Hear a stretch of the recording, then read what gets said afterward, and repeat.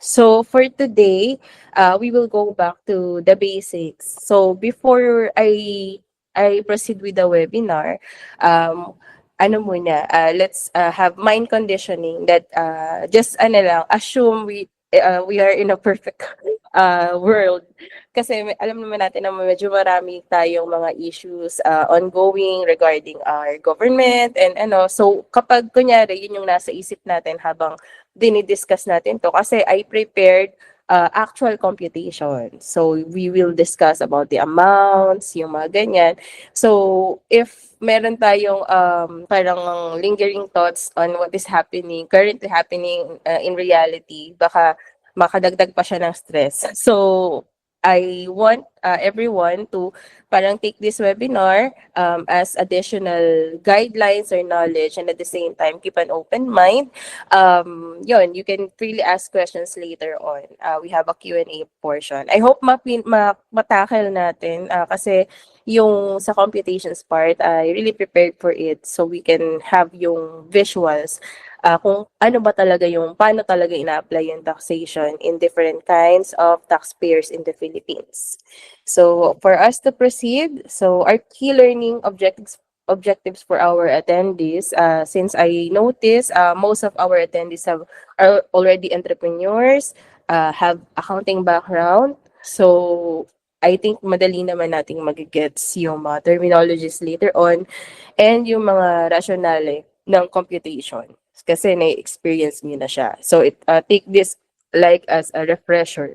So we will discuss tax classification. Later on in my presentation, we will discuss, sinama ko yung employed. Kasi meron tayong mga employees din na attendees. So we can, in our tax classification discussion, I made a comparison dun sa taxation ng employees, individual, or sa individual kasi covered nito yung mga freelancers, professional, sole proprietor. Yan. And then we also have for corporation. So for compliance basics naman, as mentioned, this is for basic taxation. So the comparison includes yung income tax natin and non-VAT or VAT. So for filing obligations, so i-mention din natin later yung mga usual deadlines, which I know you already know about it. Refresher lang din natin. And common mistakes, I think dito ay pwede tayong mag-discuss in Q&A if you want to raise some matters na paano kung ganito yung nagawa, ano yung remedy, what can be the possible, ano yung gagawin to prevent on committing those mistakes again. Planning versus tax evasion. I also prepared for some tips. We have some usable thresholds in our existing NIRC code. So if hindi pa tayo aware doon, I think this webinar will be an added value for you kasi i-discuss natin siya. So you can consider that in future kung may mga plans pa tayo in improving our business. And lastly, you will gain compliance tips. Yung practical insights lang naman na I think if we are well organized, since we are all entrepreneurs here, we expect na, di ba, hindi naman natin hinahayaan lang yung araw-araw na mag-pass by. For sure, you plan ahead, you plan not only for a week, you plan for a month, year, cash flows, and so on. So, yeah. So next, common fears muna tayo and myths about taxation. Number one, complicated. Yeah, complicated siya. Common fear, no?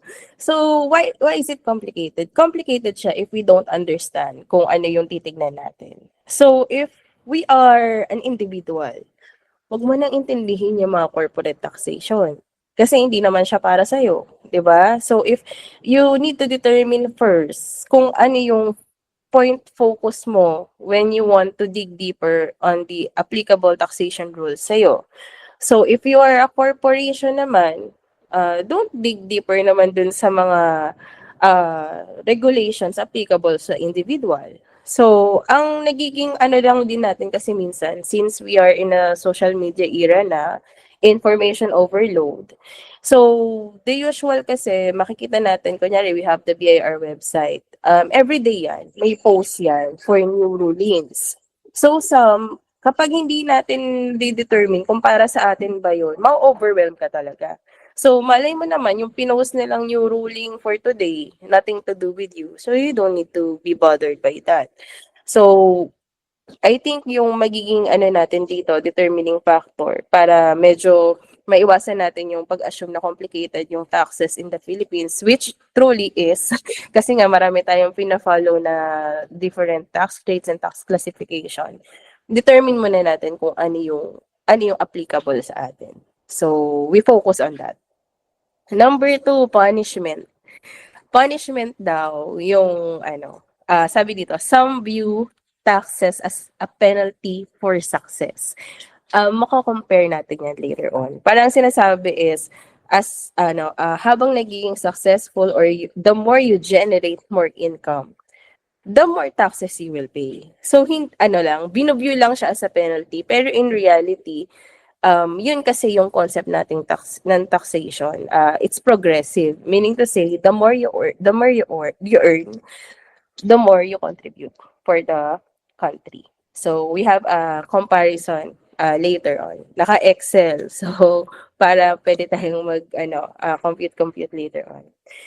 And lastly, ito din may mga na-encounter tayo. Yung iba ang point of view nila, individual ako, negosyante ako, hindi pa naman ako corporation. I'm not affected by taxes. Naku, maling-mali po yan. Ang taxes natin is applicable to all. Okay, applicable to all. Pati ba yung mga walang trabaho, affected ba sila ng taxes? I think so. Kasi lahat naman tayo may binibili, di ba? So, the moment na may binili ka na, kunyari may binili kang goods, may binili kang any goods, kaya bumili ka ng anything sa tindahan or sa grocery store, may tax na yun. So everyone is affected in tax. Pero dito sa i-discuss natin ngayon, syempre hindi ko naman i-cover yung consumers. I-cover natin all those earning income in the Philippines. So as I mentioned, lahat tayo affected ng tax. Ang hindi lang affected ng tax, kahit ngayong patay, affected pa kasi may estate tax eh. So, ang hindi lang affected ng tax, siguro yung wala talagang binili buong buhay niya. So, yun. Next, um, as I mentioned earlier, to avoid complication, we need to understand what type of classification you belong. You will clearly understand it later on dun sa ating comparison. Pero just to give an overview, so for individuals, again, if you are a sole proprietor, automatic sa individual ka. Pero if you determine when it comes to tax, so first level yon yung individual ako. Ang next level na tanong mo, saan ba ako i-classify? Non-VAT ba ako? Or VAT ba ako? So, later on dun sa ating comparison, ang naging point of threshold lang natin yung amount of income. So, meron pa kasi tayong mga further classifications kung VAT ka ba or non-VAT. So, for the purpose of simplicity, ang gagamitin natin is yung existing threshold, which is right now, ang threshold natin ay 3 million. Ibig sabihin, if you are earning above 3 million, dapat VAT registered ka. If you're earning less than 3 million, dapat non-VAT registered ka. So, next is we have freelancers. So, for individual, uso to ngayon. And I will also mention some possible future rulings. Kasi nagkakaroon ng shift ngayon ng ating workforce, 'di ba? Common siya ngayon. Maraming nagsiswitch to freelancing, like virtual assistants, mga accountants na ang sinaserve nila is directly nasa ibang bansa. So parang ang transaction is direct talaga, direct din sa boss, and then so ang tanong doon, paano may implementa ng tamang taxation yung ganung transaction? Well, in fact, when they are employed, walang problem kasi yung employer ay registered sa Philippines. So we will discuss some part para doon later on. So for VAT registered, as mentioned, whether you are individual or corporation, as long as na surpass mo na yung threshold na 3 million, diyan ka na. Diyan ka na sa classification na yan. Bakit siya may bigat? Kasi yung VAT registered, yung para siyang nagiging ano, mas hindi naman riskier, pero mas prone ka na for audit. So, yun yung ano, yun yung, I don't want to say yung cons niya, pero yun yung reality. So, anong importance? We make sure na correct yung classification natin for tax compliance. So, just a quick overview of our BIR registration and compliance. I'm sure naman lahat tayo meron dito, no? Kasi based on my observation sa attendees, wala namang ano yung magre-register pa lang. I think lahat ay registered na. So, for business registration, of course, we need to have our TIN or our COR in BIR. So, sa book of accounts, kaya ako siya in-emphasize dyan. I just want everyone to be informed na may option naman po tayo na wag na mag-manual. So, yung iba kasi na yun yung ano since yun yung nakasanayan, once nag-process ng registration, akala nila wala silang choice na kailangan laging bumili sila ng books. Meron naman tayong loose leaf. So, what do you mean by loose leaf? You can use your Excel kasi naman yung common practice. You can use your Excel and then you submit it na lang by the end of the year na naka-hardbound or softbound. So, para hindi na magsusulat ng actual handwriting yung manual books of accounts. So, next, compliance deadlines. If nag-uumpisa pa lang tayo and hindi kaya ng budget na to retain or to have bookkeeper, ang suggestion ko dito, join ka nung mga groups kung saan ka belong. Kasi ang daming groups ngayon sa Facebook na, kunyari, ito yung nature, kunyari freelancer ka, may mga groups para doon. Kunyari cafe owners, yan, may mga groups para doon. And kailangan yung tignan yung official page ng mga government agencies. Kasi sila yung magpo-post ng deadlines nila. So, compliance deadlines, kung BIR yung iniisip mo, dapat join ka doon sa official Facebook ni BIR. Kasi doon ka magbabalidate kung tama ba yung mga information. Kaso nga lang, it will get overwhelming kasi nga, sabi ko nga earlier, ang pinopost kasi ni BIR pang kalahatan. 'Di ba? Popost siya ng deadline for this day. Siguro mga 100 or 50 deadlines 'yon. Tapos isa lang pala applicable sa iyo. 'Di ba? How can you determine kung alin din yung applicable sa iyo? So, you try to navigate. Kaya ako minention yung may mga support groups. Okay. As mentioned, I have illustration here para ma-appreciate natin yung ano ba talaga yung mga applicable taxes. Can you see yung Excel na, guys? Pasagot na lang, hindi ko nakikita yung thumbs up eh. So I mentioned earlier, I prepared yung tax computations comparison. Ba't ko siya ginawa? So, ang purpose nito is para meron tayong view. Ano ba yung dapat or ano ba yung range na dapat binabayaran natin kapag ganito na yung income na natatanggap natin. Okay? So, i-discuss ko siya. So, for employed, yung mga employees. Okay. So, nilagay ko dito 4 na comparison. 4 na comparison si employee 1, employee 2, employee 3, employee 4. So, pumunta na ako agad sa taxable income. So, ito yung moment na meron kayong mga 2316 na na-receive sa employer nyo. So, pwede nyo i-validate kung tama. 'Di ba? So, meron dyan taxable income na portion. Pag nandiyan ka na sa portion ng taxable income, pwede mo nang computein yung dapat na tax mo for the year using the income tax table for 2026. So, kung ikaw si employee 1, ito daw yung magiging tax mo. Ang taxable income mo ay 325,000. So, ang magiging tax due mo, tingin ka rito sa table. Saan ka papasok dyan? Dito ka ba sa not over? Hindi. Kasi sobra ng 250,000 yung kinita mo for the whole year, 'di ba? So, dito ka sa pangalawa. Over 250, pero not over 400. Take note guys, ang sinasabi ko dito, taxable income ha, hindi yan yung gross income. So, kaya pag kinuha nyo yung 2316 nyo, dun kayo sa taxable income, hindi sa gross. Kasi yung taxable income ang kailangan mo to compute using the tax table. So, si employee 1, ito yung kinita niya for the year, magkano yung bibigay niya kay government? So, 15% daw nung excess ng 250,000.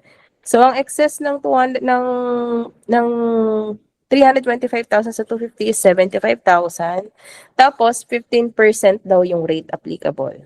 So, 11,250 yung kanyang ibibigay kay government. Pag kinuha natin yung percentage nun dun sa taxable income niya, 3.46 daw ng kinita niya, bibigay niya kay government. Itong part na to guys, itong sa employed, walang kawala to.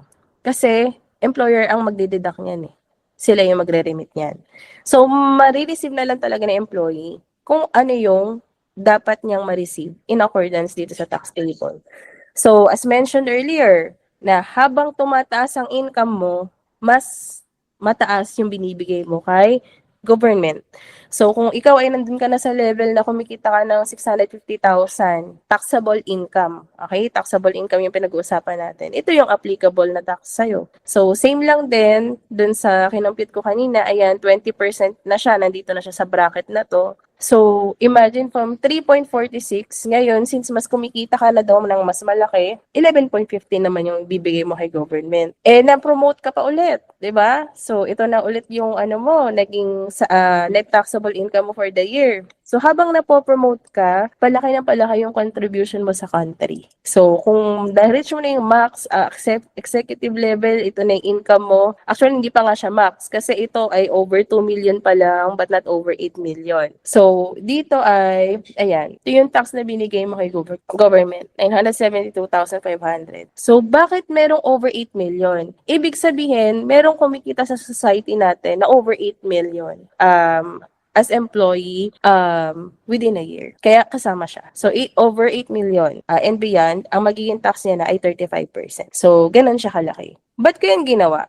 Para ma-compare natin yung employee kapag nagnegosyo na, dun sa mga negosyante naman. So, example, meron naman tayo kay Entrepreneur 1 and Entrepreneur 2. Sa Entrepreneur 1 and Entrepreneur 2, magsisimula pa lang siya ng business. Tapos, ang ginawa kong comparison dito is kung ang pinili ba niya ay percentage tax ba siya or yung 8% na sinasabi nating isahang bayad na lang sa isang taon. So, focus muna tayo dito kay Entrepreneur 1. Si Entrepreneur 1, since non-VAT siya, inassume ko, kunyari, 2 million yung kanyang gross revenue sa 2025. Inassume ko din na kunwari ay 60% lang yung kanyang cost. Okay, so mga assume figures lang to for the sake of the computation para makita natin kung paano na i-apply yung mga basic in taxation. So, gross profit niya 800,000, other OPEX daw niya 700,000, net taxable income niya 700,000. I-compare ko lang ha. So, di ba si entrepreneur, nagnegosyo siya for the whole year. Ang kinita niya ay 700,000. So, medyo comparable siya dito kay employee 2. Para lang meron tayong dun sa level of income. Syempre, hindi siya comparable sa level of stress, responsibility, and other things. But yun sa level lang ng income, para lang ma-appreciate natin siya. So, ito nasa 11.15, no? So, dito na tayo kay Entrepreneur 1. Net taxable income niya 700,000. Paano ngayon ko computein yung tax due niya? So, pupunta tayo sa tax table. Kasi individual siya eh. So, kung individual siya, sa tax table ka pa rin pupunta. So, sa tax table, ang 700,000, andito ka kay over 400,000, but not over 800,000. So, tataksan daw natin ng 20% yung excess ng 400,000. So, ito yun. Plus 22,500. So, huwag niyo akong tanongin paano nakuha tong mga fix kasi yan yung nasa table. So, yun na yun. Kailangan ipa-plus mo siya. So, total income tax due ni entrepreneur na nagkaroon ng gross na 2 million at nagkaroon ng net taxable income ng isang taon, babayad daw siya kay BIR ng 82,500. So, meron tayong quarterly income tax. Syempre, i-assume lang natin, kunwari, na baka equal yung benta niya per each quarter. So, possible na mahati ito sa 4 kasi nga quarterly. Pero, hindi pa dyan natatapos. Kasi, non-VAT siya, hindi naman siya nag-opt ng 8%. So, applicable siya sa percentage tax. So, yung percentage tax na yon is 3%. So, inassume ko na lang dito na kunwari itong 2 million, equally niya na kinita for 4 quarters. So, inassume ko na lang na ang percentage tax niya is 60,000, yan na yung annual niya, yung annual niyang percentage tax. So, kung i-divide natin siya sa 4 na quarters, meron siya pa siyang babayaran na 15,000 per quarter. Guys, walang kinalaman yung expense sa computation ng percentage tax. Kasi since naka-percentage tax ka, ang titignan sa'yo ni BIR ay gross. So, 3% ng gross mo, kailangan nire-remit mo sa kanila. So, computein natin. So, kung ito yung classification mo, magkano yung total na ibayad mo kay BIR kung nireport mo lahat yan? So, income tax plus percentage tax, 142,500. Kailangan mong i-remit sa kanila nung kumita ka ng 700,000 pesos. Okay, medyo mabigat, no? Pero ito yung, ito yung, talaga, computation. Pero hindi pa dyan natatapos ang gastusin ng mga entrepreneur. Kasi may LGU pa tayo, di ba? Sa LGU, ang titingnan nila, gross. Hindi nila tinitignan ang taxable income. Ito, inassume ko na lang na 1%. So, hindi nga 3%. Inassume ko na lang na 1%. So, kung ikaw ay isang negosyante, ang magiging total expense mo sa taxes and licenses, very conservative na tong 1%, kasi baka may 2%, may 3%. So, kung kumita ka daw ng 700,000 sa isang taon, ang ire-remit mo sa government, BIR and LGU, nasa 162,500. So, kinuha ko yung percentage niya. Kinompare ko dun sa kanyang gross. So, parang nasa 8%. Take note, ang kinomperan ko yung gross, hindi yung taxable income. So, pag sa taxable income, teka lang, para ma-compare natin ng tama. So, yan. So, kung sa taxable income natin siya i-compare, sabi niya, pag kumita ka ng 700,000 net taxable income, 23.21% ang binibigay natin kay government. Compare natin kay employee. So, kung andito tayo kay employee, kumita siya ng taxable income niya, 650,000. Ang binayaran lang niya kay government, 11.15. May problema? Meron. Ibig sabihin, hindi aligned yung existing tax rules natin. Anong magagawa natin? Hope for change. So, yun yung kaya nating gawin. Pero for now, since ito yung effective na mga batas ngayon, kailangan nating sumunod. 'Di ba? Ang pangit pakinggan, pero yun yung reality. We need to follow. Kasi if we don't follow, habulin naman tayo ng penalty. So, in comparison, wait lang. Huwag kayong ma-stress ha. Sabi ko sa inyo, open mind tayo. Compare ko lang dun sa 8%. So, ina-advertise to, di ba? Kung gusto niyo ng simpleng taxation, sabi niyo complicated, di ba? Pasimplihin natin, sabi ni BIR, 8% na lang sa buong taon. So, i-compare natin ngayon kung mas nakabuti ba talaga sa 8%. Okay? So, sa 8%, wala na yung pakialam sa expenses. Di na siya titingin doon. Basta, itatax ka niya ng 8% sa gross mo. So, kinompute natin. So, yun daw yung babayaran mo kay BIR, 160,000. Assuming si LGU ay 1%, assuming lang, hindi ko pala binago kasi yung una kong assumption 3%, kaso masyado mabigat. So, ginawa kong 1. So, assumption lang yan. So, dito, ayan, total 180,000. Compare natin kay non-VAT percentage tax. Mas mababa pa pala yung babayaran mo kung percentage tax. Pero sa advertisement, ito daw yung pinakasimple. So, we need to really compare. 'Di ba? Hindi ko sinasabi in general na mas okay yung percentage tax dahil mas matipid siya. Pero dito sa illustration na to, lumalabas na mas mababa pa pala pag nandun ka kay percentage tax. Okay? So I hope clear siya. Yun din yung isang reason kung ba't ko to pinipare, yun nga, para pwede natin siya ma-compare dito sa employee part. Kasi dito sa employee part, kapag nakikita nyo, palaki ng palaki din yung income niya, ang laki din ng kaltas. So, punta na tayo kay individual VAT. Okay? So, kay individual naman, pag sinabi nating VAT na siya, ibig sabihin, lumagpas na sa 3 million yung gross niya. So, maganda yan, di ba? Kasi dumami yung benta niya, nagiging successful yung business niya. So, dapat happy, di ba? Happy siya kasi nagiging successful yung business. So, assuming lahat ng factors ay same, like ganun pa rin yung kanyang cost of goods, yan. Tapos, in proportion lang din yung in-increase ng mga expenses niya para lang simple yung computation natin. So, nung pumalo na ng 1.4M, ayan, net taxable income na niya 1.4M. compare natin dito kay employee. Sino ba ang 1.4M? So, nasa employee 3 siya. Yan, yung pag kinompare natin. Pag tinanong nyo ako ba't ko compare, ano lang, para lang nakikita nyo yung comparison ng nagnenegosyo, compare naman sa employee. Pero walang other, ano yun, walang other implication. Para lang nakikita nyo kung magkano yung tinataksan sa bawat isa. Yan yung purpose ko. So, net taxable income, 1.4. Pasok ka dito sa bracket na to. So, 800,000, excess mo 600,000, tax rate 25%, babayad mo daw to kay BIR. Yang 262,500. Bakit ko kinompute tong percentage na to? Yang 6.31. Meron kasing bagong ruling na lumabas si BIR. Lagi akong si BIR, no? Ang BIR pala, sorry. Nasanay ako, si BIR. Hindi pala siya tao. Siya ay, organization. So, dun sa bagong ruling ng BIR, magkakaroon ako ng separate detailed webinar dito, pero ipapakita ko sa inyo. Kasi gagamitin natin lagi yung dalawang, comparison para maintindihan nyo ako. So, dito, again, meron akong separate webinar for LOA. Pero gagamitin ko lang muna tong priority case criteria nila dito para nababantayan din natin. Meron na kayong idea kung para ma-determine okay lang ba tong mga declarations ko, pasok ba to sa threshold ni BIR. So dito tayo sa 5 and 6. Habang tinutuloy ko yung Excel, nakalagay kasi dito, taxpayers whose VAT returns reflect substantial input tax claims exceed 75%. So, ang ibig sabihin lang naman nito is dapat hindi, kapag lumagpas na ng 75% yung naging input tax mo, pwede ka na nilang isubject sa audit. Okay? So, hindi naman nila sinasabing bawal yun. Kasi paano kung yun yung reality mo? 'Di ba?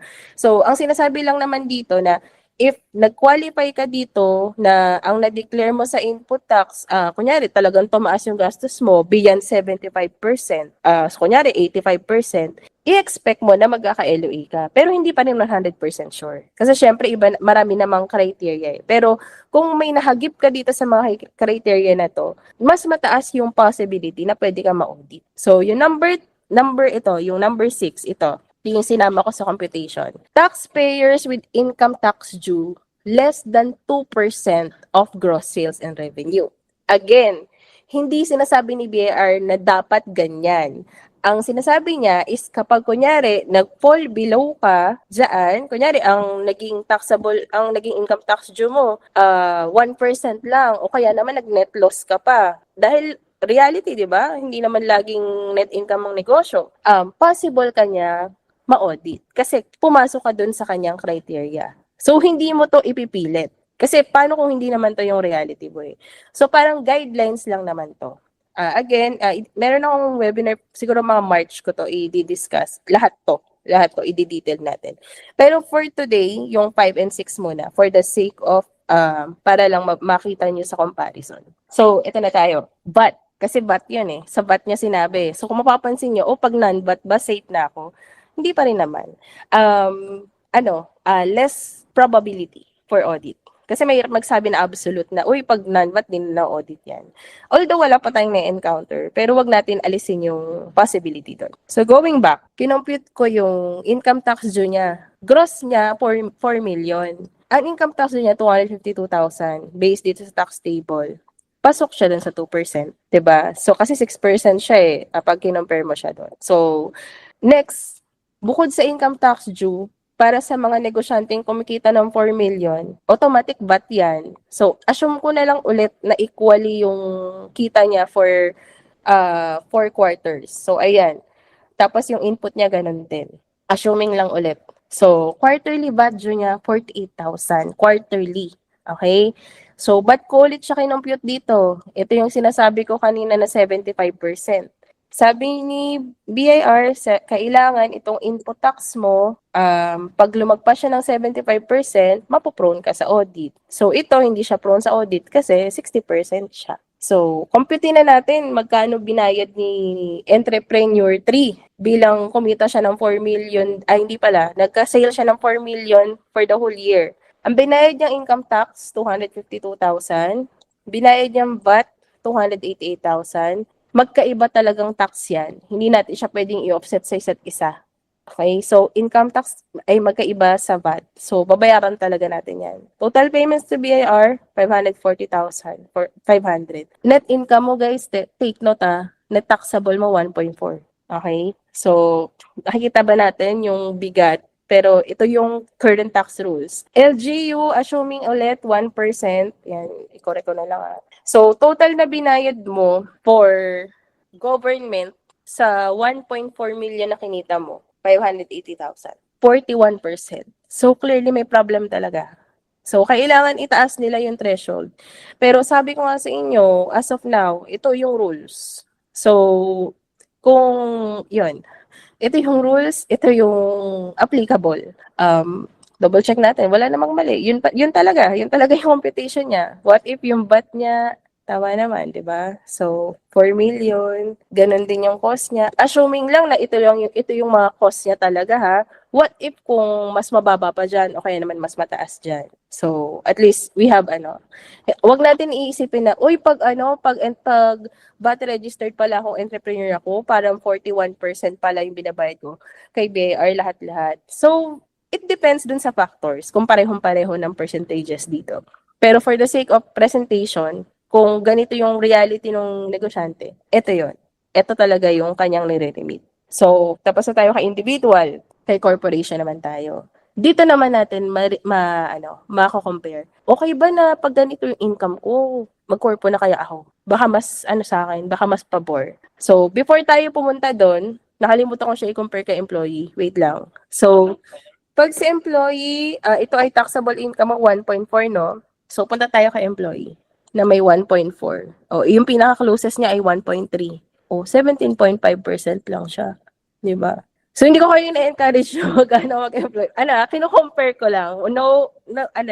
Walang other things. So, yan. Ang laki. So, 41.46. So, next, corporation tayo.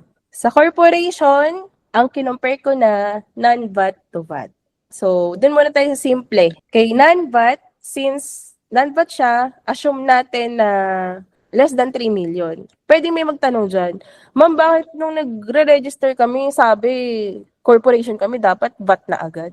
Di naman ganun. Pwede mo namang ilaban na, na nagsisimula pa lang naman kami, gusto naming maging corporation, di naman namin alam kung talagang lalagpas kami ng 3 million for the year. So, although may mga na-encounter tayo talaga na pinipilit nila na hindi corporation kay VAT kay. So, depende yun sa nature ng business na pinapasok mo. Kasi may mga other rulings pa tayo. So, itong dinidiscuss ko is the most basic. So, going back, kunyari ito yung corporation, 2 million kinita mo for the whole year. Tapos, gamitin ko na lang din yung parehong percentage ng mga expense. So, nagkaroon ka ng taxable income na 700,000. Kapag corporation ka at ang income mo ay less than 5 million, ang iyong tax rate is 20%. So, 20% yung i-apply natin dito. So, 140,000, pero meron ka ding percentage tax. So, yun din, katulad din ng individual, hindi ka makakawala sa percentage tax. Business tax siya. So, inassume na lang natin na quarterly, equally yung kinikita niya. So, nung corporation ka na meron kang 700,000 na kinita for the whole year, ang total payments mo kay BAR ay 200,000. Ito yon, yung 140,000 mo sa corporate income tax, tapos percentage tax mo quarterly. Idagdag na natin sa LGU na inassume ko na 1%, okay? Pero alam nyo ang reality niyan kung ilan talaga percentage niyan. Hindi lang ako makapag-standardize kasi iba-iba talaga. So, dito, kay corporation na kumita ng 700,000, 31.43 talaga yung na-remit niya. Assuming yan yung mga percentage na mga ginamit natin. Compare natin kay individual na non-VAT. So, si non-VAT individual kanina, 23.21. So, parang magkakaroon ka ngayon ng dito, isipin mo na, kapag pag yung income ko pala, hindi ko pa na-foresee na lalagpas na 3 million, baka mas okay na mag-sole prop muna ako. Kasi pag nag-corporation ka, hindi ko pa naidagdag dito, although wala namang bayad, pero magsasubmit ka rin kasi ng report kay SEC. So, ayun. Next comparison, yung corporation natin, naging vatable na siya. So, umunlad yung corporation. Ang naging income niya na for the whole year is 10 million. Assuming same gross profit rate, yan pa rin yung ano niya, gross profit, other OPEX. Ito na yung naging net taxable income niya. I-compare ko sana, dapat 5 million siya. Taasan pa natin edit ko na lang. So, kunyari 15 million. Ano naman yan Para applicable yung 25%. Ayan, okay. So, kunyari, wait lang ha, may inaayos lang ako. Inaayos ko lang ang kanyang, para in proportion yung figures. So, 700 daw to. Okay. So, si corporation na VAT, ang kinita na daw niya ay 15 million, not kinita, gross revenue niya 15 million. Gross profit niya 6 million. At nagkaroon siya ng other OPEX. Itong ina-assume ko dito, guys, medyo conservative pa din. Kasi syempre, yung mga corporation, pag maraming employees, marami na rin tayong gagastusin. May mga SSS, PhilHealth, Pag-ibig. So, very conservative na tong 750,000 pero pwede pang mas mataas dyan yung ginagastos ng ating mga employer. So, ang net taxable income niya pumalo kunwari ng 5,250,000. So, kapag ang net income kasi ng corporation lumagpas ng 5 million, ang applicable tax rate niya na ay 25%. Okay, hindi na 20%. So, magkano magiging tax due niya? 25%, 1.3 M.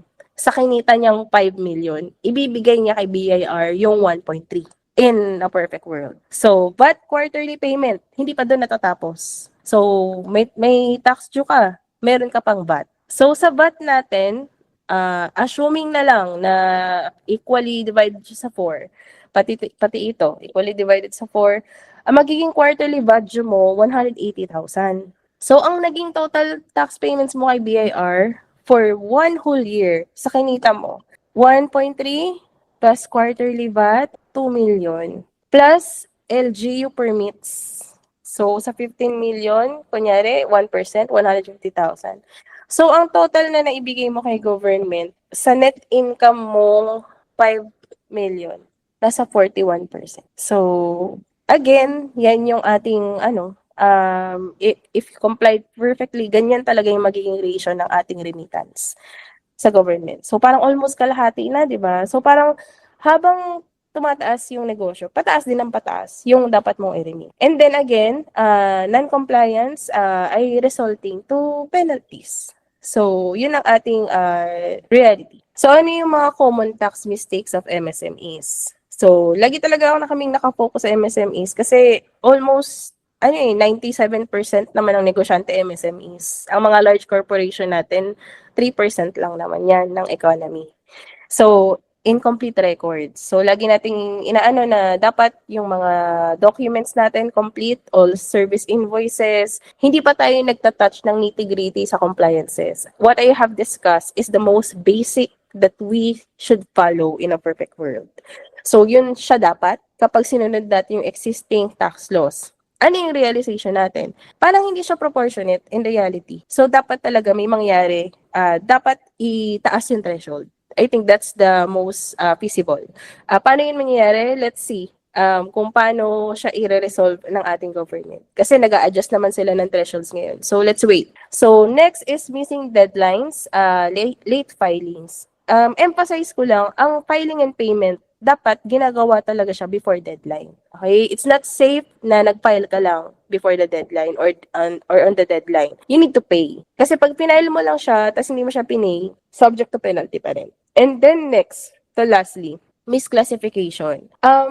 Kaya medyo mahirap sa mga nagsisimula pa lang kasi hindi naman lahat may budget to have retainer services. As much as I want to recommend DIY, pero sa existing tax laws natin na sobrang complex, na ang dami mong dapat intindihin, na baka yung time nung entrepreneur, imbes na iniisip niya yung diskarte sa negosyo niya, inaral na lang niya yung tax laws dahil sobrang dami. Meron pang LGU, di ba? So kung kaya, have a support of a professional. If hindi, you need to make time. But it's not impossible naman na to learn kasi nga marami ng materials ngayon in the internet. Just make sure you're reading the right materials. So, yan. Next, ito medyo may pampagaan naman tayo. Tax planning versus evasion. Guys, ang tax evasion ay illegal. So, pwede tayong makulong dyan. Ang tax planning, hindi. You just need to know yung mga applicable thresholds na pwede mong ma-maximize. So, kapag ginamit mo yan, ibig sabihin, you're really planning the taxes ahead. So, wala ka namang illegal na ginagawa. I'll give you one example. Balik tayo ulit sa Excel. So, ang pinili ko yung may latest update. So, dito sa i-share ko, hindi lang naman ito yung pwede nyong gamitin sa threshold. Kasi meron naman tayong mga other activities na binibigyan ng mga government grants, especially kapag kunyari yung business related to parang green environment, energy, something like that. Pero we will not dig deeper dito sa webinar for that. Kasi ibang ano yun, ibang topic. Pinaka ma-share ko for tax maximization is yung mga de minimis benefits. Ito naman ay ang direct impact nito is sa employees ng company. So, if you're the accountant of your company, tapos hindi nyo pa naman to ginagamit or hindi pa to nako-consider, baka pwede mong i-review. 'Di ba? Baka pwede mo i-review, you check if baka kailangan nyo to. Kasi ang magiging tulong niya is that, imbes na yung portion na to ay matataksan pa, pwede namang hindi, 'di ba? Kasi kung i-maximize mo to. Kasi si government naman nagbigay nito eh. Siya naman na nagsabi na ito yung limit niya sa de minimis benefit. So I present yung old, ito yung sa 2025, pero moving forward 2026 ito na siya. Tumaas naman siya. So, tinaasan na ni government. Nilagay ko lang yung Excel dito. Pero ito din yan. So ito, ang total na natin sa de minimis benefits ngayon, 88,800. Annual, hindi yan monthly ha. Annual to. So, anong dapat mong gawin dyan? Dapat mong iset up ito sa inyong payroll register and syempre dapat may formal announcement or dapat nakalagay siya sa contract ni employees na ibibigay nyo to sa kanila. Yung mga yan. So, you just need to ask na lang your accountants o kaya naman if you want to maximize this, paano siya mailalagay or paano siya maibibigay kay EMS. So, again, ang effect nito, imbis na matataksan yung portion ng de minimis benefits, since de minimis benefits nga siya, hindi na siya matataksan, not subject to tax siya. So, that's one of the example for tax planning. So, very helpful yan sa mga nagsisimula pa lang magnegosyo na paano nila ipapackage yung pasahod nila na mamaximize ng employee, yun talagang binibigay ni employer. Next, ayan. So, practical compliance tips for business owners. Ano ba yung mga practical compliance tips na mga masasabi ko? Number one, syempre, organize your records. And if you have your bookkeeper, make sure na nasubmit nyo sa kanya lahat. Kasi baka inorganize mo tapos di mo nang binigay, 'di ba? So make sure nabigay niyo dun sa magre-record. And if you don't have time and tingin nyo mas may better pa yung paggugulan yung tahin nyo na ikauunlad ng business nyo, I think it's worth it to have professional services rather than ikaw mismo yung gumagawa. And lastly, para may disclaimer din ako, lahat ng diniscuss ko ngayon applicable as of February 13, 2026. Okay? So, kasama sa video kasi pinupost nga namin to sa YouTube and other platforms. Kasi baka magkaroon ng update bukas, di ba? O kaya naman, magkaroon ng update next week. Hindi na to magiging applicable. So, again, disclaimer, ito ay applicable habang walang binabago pa na rulings as of February 13, 2026. So, we need to stay informed dahil continuous na nag-i-improve yung ating mga government agencies. Expect natin na continuous din na may mga bagong updates na ilalabas. Since nakapokus sila sa automation, so that's really our job. Now, kailangan alam namin yung app. And if you want additional parang reliability, kung gusto nyo parang ayaw ko kasing magkaroon ng risk na ma-audit si company, pwede tayong mag-regular audit. Ano ibig sabihin nun? I-check natin kung properly complied yung mga compliances natin. And pwede rin up to operational audit. Titingnan natin kung maayos ba yung approval workflows ng company, something like that. So, pero dito sa dinidiscuss natin, since related siya kay BIR and regulatory compliance, ang sinasabi kong regular audits dito, yung kunyari ikaw as an owner, bigyan mo ng time na, especially ngayon, year-end, perfect timing. Bigyan mo ng konting time, upuan mo siya, ano ba yung mga na-report namin sa BIR for 2025. Tapos, tingnan mo ngayon. Mako-compare mo siya ngayon doon sa Excel na present ko kanina. If gusto niyo yung copy na yun, I will share. Just give me the email. Pero yun ay hindi yan standard na yun talaga. Syempre, magbabago-bago yun. Depende din sa reality ng numbers. So, naka-formula naman siya. You can play with it kung gusto niyo siya, sabihin niyo sa akin. So, yun lang. Again, I hope na ang point of view natin is that we really need to comply for now and let's hope for the best na magkaroon ng mga relevant updates na applicable sa reality na. So, we really need to accept na ngayon, hindi siya ganun ka-applicable. Basic pa lang itong diniscuss natin. Meron pang mga much bigger issues and other topics na talagang kapag inanalyze mo at dinig further mo, mapapatanong ka, bakit ganun? Applicable pa ba siya sa reality? 'Di ba? Hindi naman natin siya, kumbaga, ma-assume nga natin kasi tagal naman nang hindi binabago yung tax laws. 'Di ba? So baka it's time. So, yun lang. Again, thank you for listening. Maybe we can proceed na sa Q&A if meron, Miss Pin. Thank you, Ms. Lens, for your thoughtful insights, and we hope everyone gained useful knowledge from this discussion.